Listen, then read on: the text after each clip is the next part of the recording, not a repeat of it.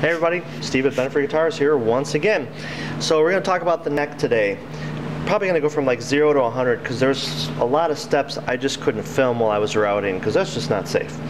So I took a bunch of pictures in process, and so we're just going to kind of get right to it. What happened is I had the neck blank, which you guys saw in the last video. I double stick taped down my template to it and routed around it. So you can kind of see, here's my template, and there's actually a neck under there. Then I took, after that was done, I took this dude here, routed it to the headstock because the headstock's angled, and routed around that and drilled for my holes. But before I got into all that, I had to route for the truss rod and channel, and that turned out really good.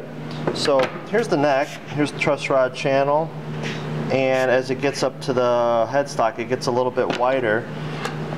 Just so there's some flexibility when you're adjusting it.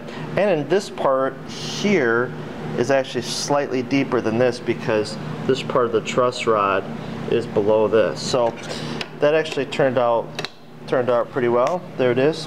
Just kind of sits down in there. And what happens is it doesn't get glued in or anything in there. What I have a tendency to do is I'll just put like a little window caulking down in here and a little bit right there. And what that happens to do is if there's no tension on the rod, it won't vibrate. But I've done it without, and it hasn't vibrated. So you actually always want a little bit of tension on your truss rod, whether it's doing anything or not.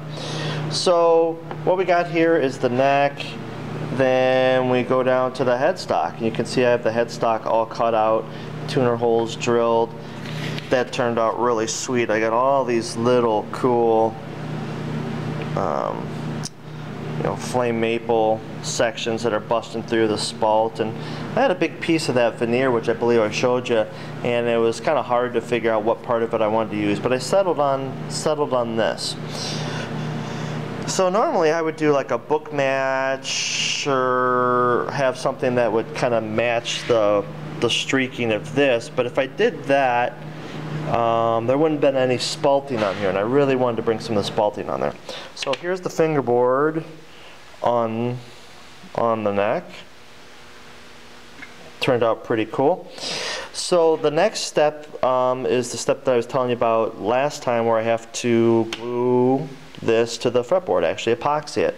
And I'll do the steps where I drill the pinholes or access holes through the frets, and then use pins to hold it in place so it doesn't spin like that when you're trying to glue it. So what I thought I'd do here, let's see, what else do I got to cover? Oh, okay. Yeah, so then here's this. The scarf joint is really nice and clean. This looks good.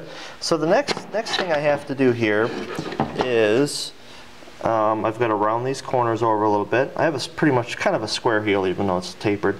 I got to round these over to 3/8 so they'll match my router bit when I route for the neck pocket. This is still a little rough here, so I have to blend this in. And the overall thickness of the neck, I haven't really figured out the specs that we're doing for that yet, but it'll probably be, I don't know, 0.85 at the first fret. And so right now we've got an inch, so this is going to have to be taken down a little less than 1/4 of an inch. So that'll create just a little bit of a volute there if I want to make one, which I probably will.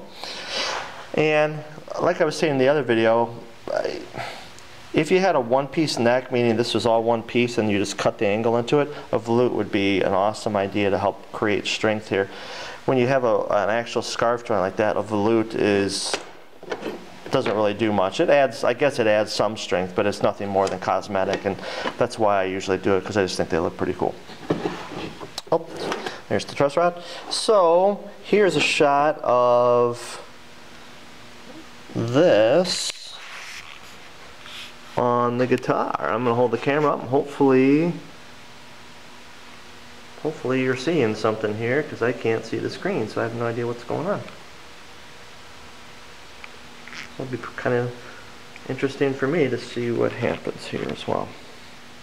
So next step, epoxy the fingerboard on, and then after that's done, I can go ahead and start doing all my routing. So that's probably going to happen I'll probably glue that up today and clean up tomorrow and probably start doing my routes tomorrow and some other beveling. So that's about it for the neck, and we'll see you next time, I suppose. Thanks, bye.